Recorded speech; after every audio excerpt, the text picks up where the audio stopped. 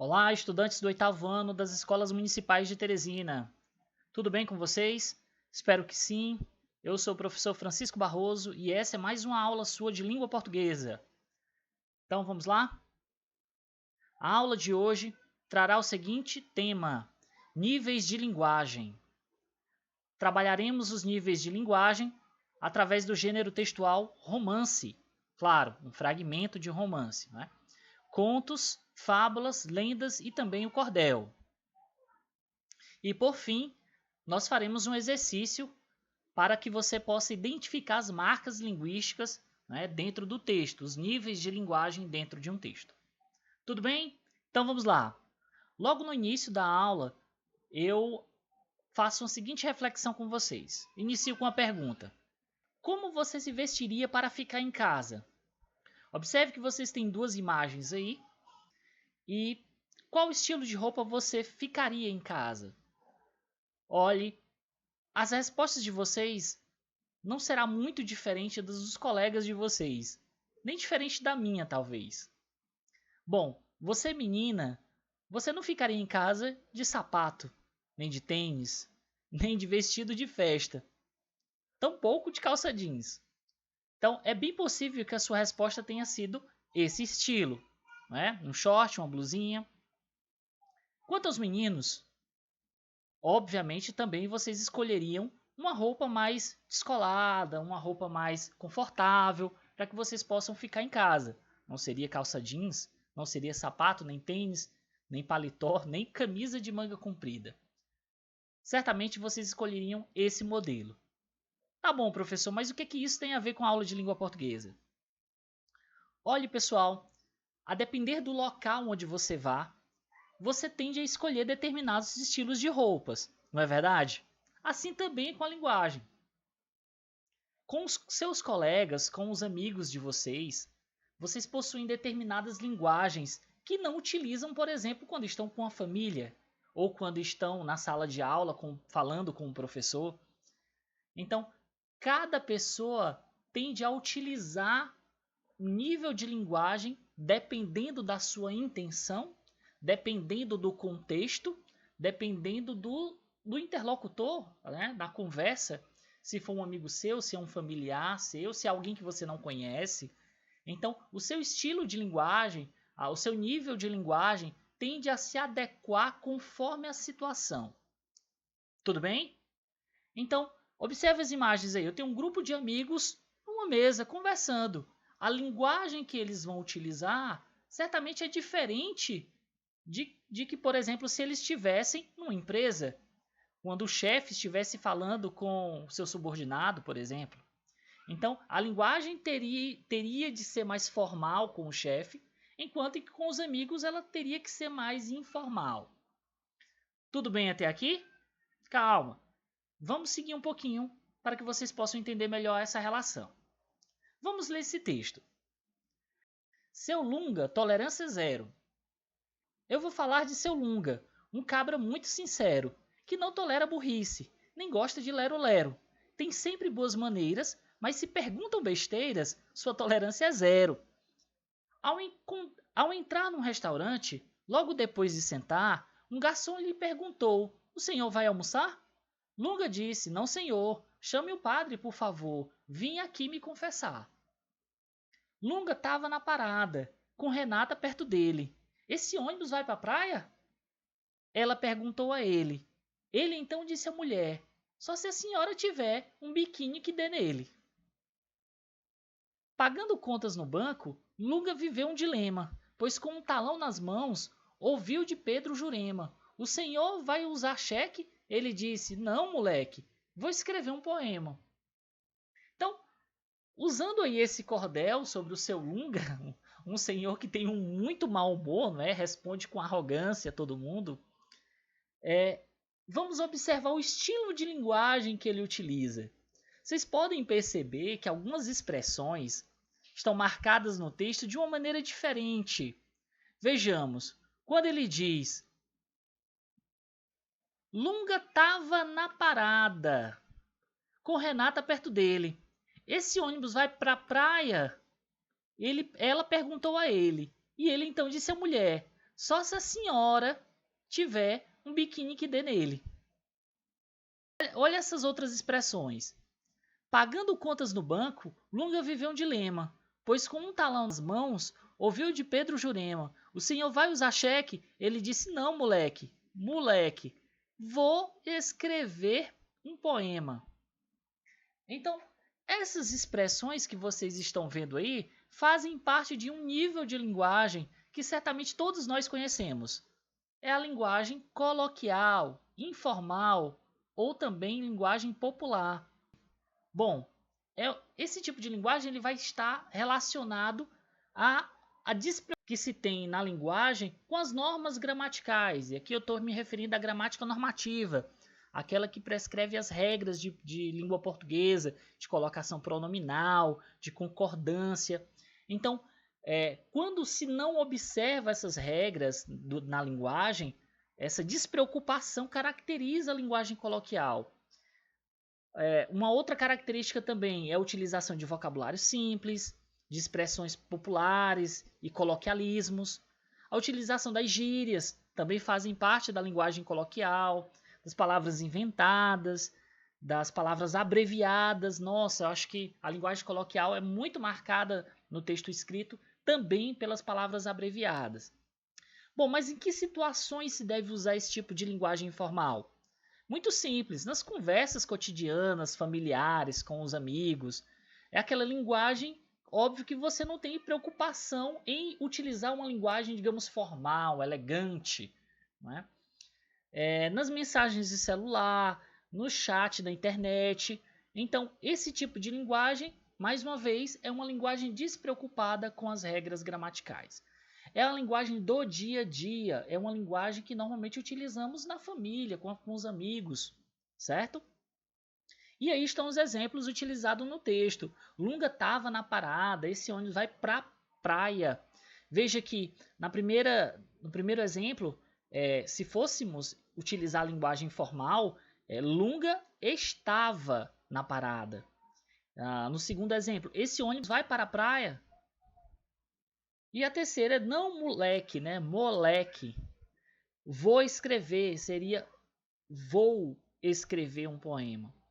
Então, dentro da linguagem formal, claro. Então, podemos observar aí que a linguagem coloquial ela vai se apresentar dessa maneira, né? Nessa utilização de vocabulário, de estrutura, certo? Muito própria das conversas cotidianas. Então, vamos lá? Vamos para um segundo texto, o cavalo e o burro. O cavalo e o burro seguiam juntos para a cidade. O cavalo contente da vida, folgando com uma carga de 4 arrobas apenas, e o burro, coitado, gemendo sob o peso de 8. Em certo ponto, o burro parou e disse: "Não posso mais. Esta carga excede as minhas forças, e o remédio é repartirmos o peso irmamente. 6 arrobas para cada um." O cavalo deu um pinote e relinchou uma gargalhada. Ingênuo! Quer então que eu arque com 6 arrobas, quando posso tão bem continuar com as 4? Tenho cara de tolo? O burro gemeu. Egoísta! Lembre-se que se eu morrer, você terá que seguir com a carga de 4 arrobas e mais a minha. O cavalo pilheriou de novo e a coisa ficou por isso. Logo adiante, porém, o burro tropica, vem ao chão e rebenta. Chegam os tropeiros, maldizem a sorte e sem demora arrumam com as 8 arrobas do burro sobre as 4 do cavalo egoísta. E como o cavalo refuga, dão-lhe de chicote em cima, sem dó nem piedade. "Bem feito!" exclamou o papagaio. "Quem mandou ser mais burro que o pobre burro, e não compreender que o verdadeiro egoísmo era aliviá-lo da carga em excesso? Tome!" Então percebam aí o tipo de linguagem utilizada durante a narrativa. Em determinadas falas, o burro utiliza uma linguagem bastante formal e também o cavalo. Observe, quando na primeira fala do burro ele diz: "Não posso mais, esta carga excede as minhas forças." Ao invés de dizer que estava com a carga muito alta, que ele estava cansado, não tinha mais forças para ficar com aquela carga, ele utilizou de uma linguagem bastante formal. Esta carga excede as minhas forças. E o remédio é repartirmos o peso irmamente. Pessoal, essa linguagem cuidada, não é? Mais elaborada, chama-se linguagem formal. Vamos estudá-la? O que é a linguagem formal, ou também chamada de linguagem culta? Nesse tipo de linguagem, as normas gramaticais, a gramática normativa, ela vai ser bem mais verificada, bem mais utilizada. Então, a pronúncia vai ser clara e adequada das palavras, haverá a utilização de um vocabulário mais rico, mais refinado, mais diversificado, sem muitas repetições. Normalmente, quando é que se usa esse tipo de linguagem formal, né? Nos discursos públicos, os políticos, por exemplo, em conferências, palestras, seminários, ou seja, em ambientes mais formais. Por exemplo, as reuniões de trabalho, entrevista de emprego, enfim. Então, esse tipo de linguagem ela vai ser mais utilizada nesses ambientes, nesse contexto. E aí temos os exemplos que retirei aí do texto, mostrando como essa linguagem formal se encontra bem precisa em alguns trechos do texto. Esta carga excede as minhas forças, como mostrei para vocês, um vocabulário bem excede, né? Um vocabulário mais elaborado. O remédio é partirmos o peso irmamente, uma linguagem mais elaborada, né? Ingênuo. Que então que eu arque com 6 arrobas, ela está me chamando de palhaço, né?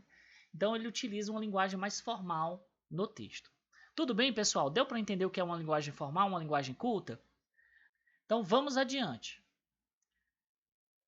Quarta parte, resgate. Aí eu trouxe um trecho, Senhora, um romance do José de Alencar. Vamos fazer a leitura. Havia baile em São Clemente.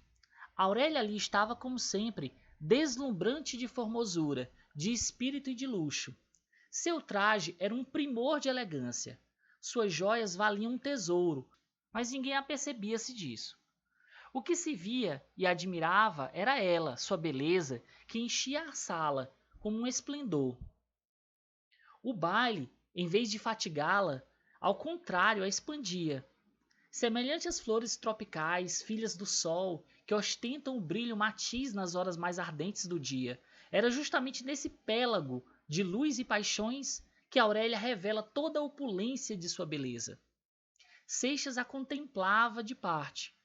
As outras moças, de meia-noite em diante, começavam a murchar-se. O cansaço desbotava-lhe a cor, ou afogueava-lhes o rosto.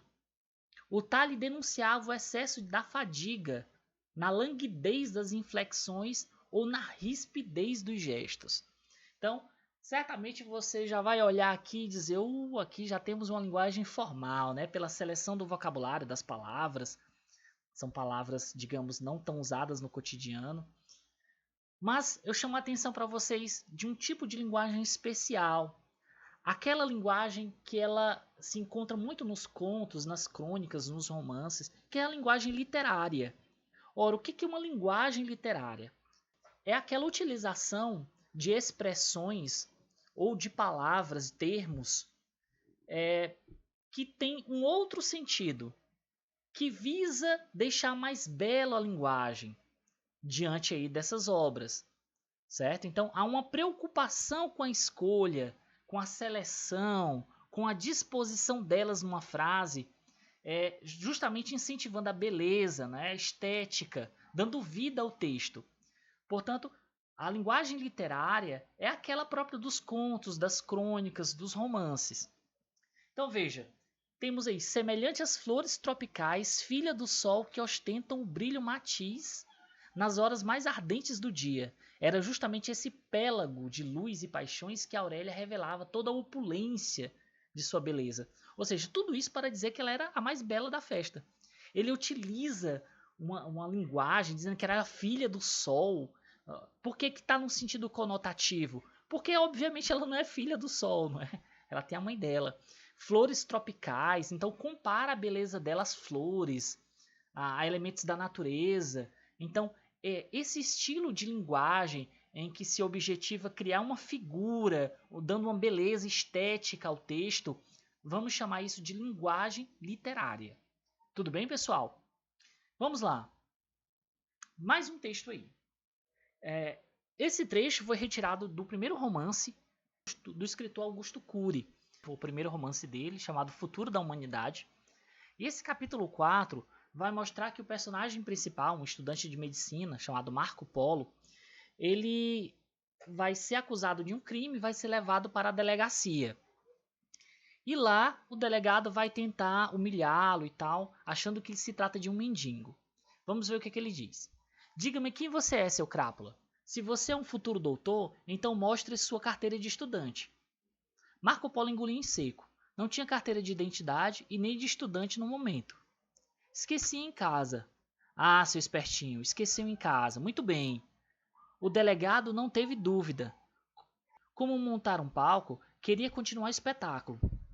Então me descreva o corpo humano. Dê uma aula sobre o que você tem estudado em classe, seu megalomaníaco. A plateia foi ao delírio diante da esperteza do delegado. Mas mexeram com o vespeiro. Não sabiam que em armadilha tinham caído. Marco Polo, por ser perseguido nas aulas de anatomia, tinha de ser um excelente estudante para passar nas provas. Ele fixou seu olhar nos presentes, nas pessoas que estavam presentes, e começou, com a maior segurança, a discorrer sobre os intricados músculos do antebraço. Logo nas primeiras informações, as pessoas ficaram de olhos estatelados. Depois começou a descrever o trajeto do nervo radial. Em seguida deixou os pasmos, comentando os átrios e os ventrículos do coração.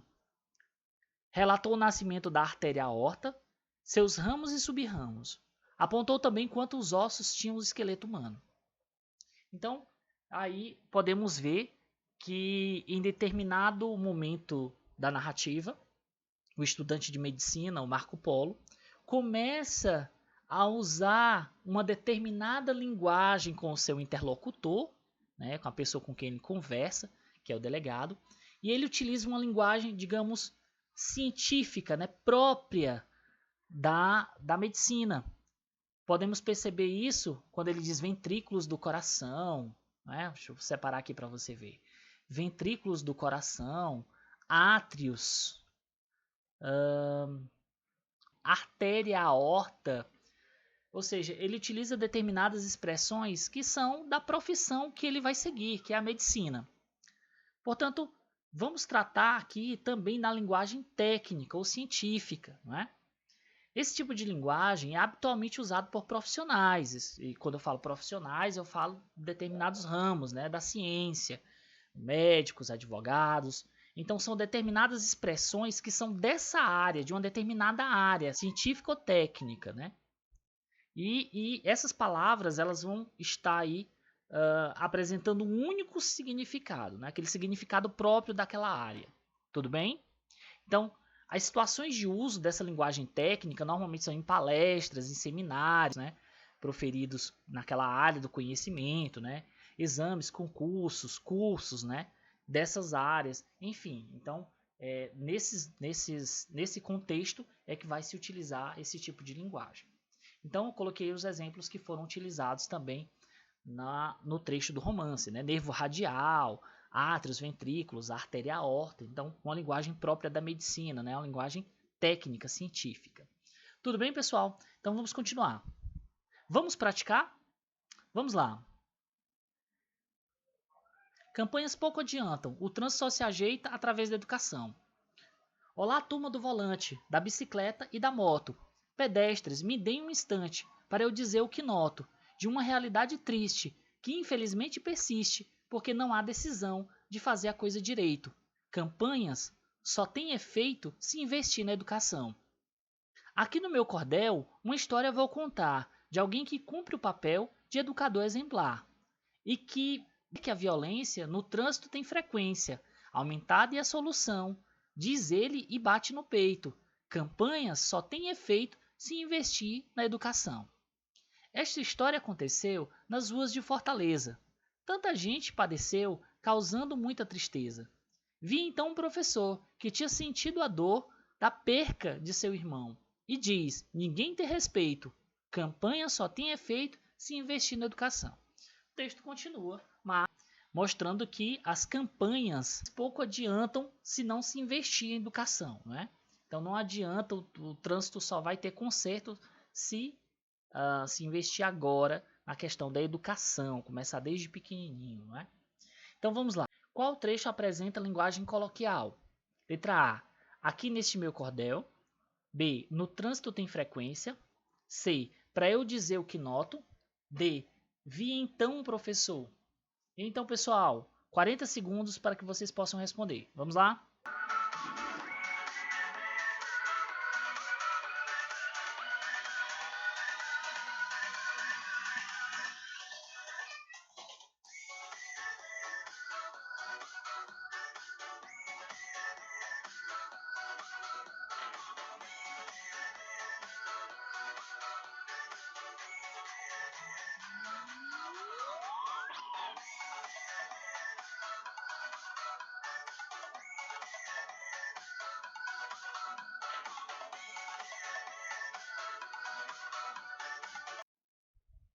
Qual trecho apresenta linguagem coloquial? Letra A. Aqui neste meu cordel. B. No trânsito tem frequência. C. Para eu dizer o que noto. Ou letra D. Vi então um professor. Pessoal, você consegue perceber que na letra C tem o pra. O pra é muito típico da linguagem coloquial, né? É o para na linguagem formal. Portanto, letra C. Para eu dizer o que noto. Então, a expressão pra aí é muito típica da linguagem coloquial. Vamos lá, próxima questão. A raposa sem rabo. Esopo. Uma raposa andava distraída pela mata quando caiu numa armadilha. Escapou a tempo, mas o rabo ela perdeu para sempre. Começou então a pensar um jeito de disfarçar o vexame de ser uma raposa sem rabo. A única do mundo. Teve uma ideia, convocou todas as raposas da mata para uma reunião. Amigas, estive pensando que trazemos esse longo rabo à toa. Além de não servir para nada, ele ainda nos atrapalha nas corridas. Um pedaço de carne balançando para lá e para cá, que só enfeia nossos corpinhos tão elegantes. Arranquemos fora este rabo à toa. Você está certa, companheira, falou a mais velha. Nosso rabo é muito feio e só atrapalha. Devemos cortá-lo nesse instante, já que você teve a ideia que seja a primeira a pô-lo fora. Vire-se para que possamos realizar a operação. Aborrecida, a raposa não teve outra saída a não ser virar-se de costas e mostrar o traseiro cotó para as outras, que foram embora às gargalhadas. Moral: os espertos quando dão conselhos só estão pensando no próprio bem. Vamos lá. No texto, o narrador apresenta linguagem predominantemente científica, técnica, informal ou formal. Vamos lá, pessoal, 40 segundos.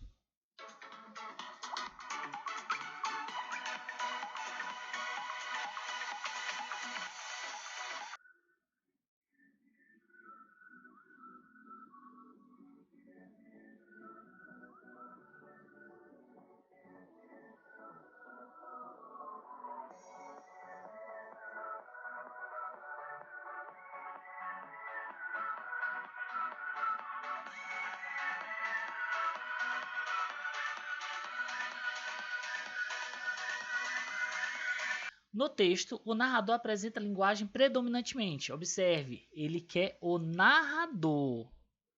Se fôssemos para os personagens, já observamos aqui algumas expressões que são próprias da linguagem informal. Pra, não é? Então vamos lá. Linguagem técnica não seria, tampouco a científica. Portanto, só nos sobra a letra C, informal ou formal. Bom, quando olhamos direitinho o texto, sabemos que a linguagem utilizada pelo narrador é uma linguagem formal, certo? Seguindo as regras da gramática. Portanto, a letra D. Tudo bem, pessoal? Então, obrigado por hoje. Fique em casa e estude. Um grande abraço. Tchau!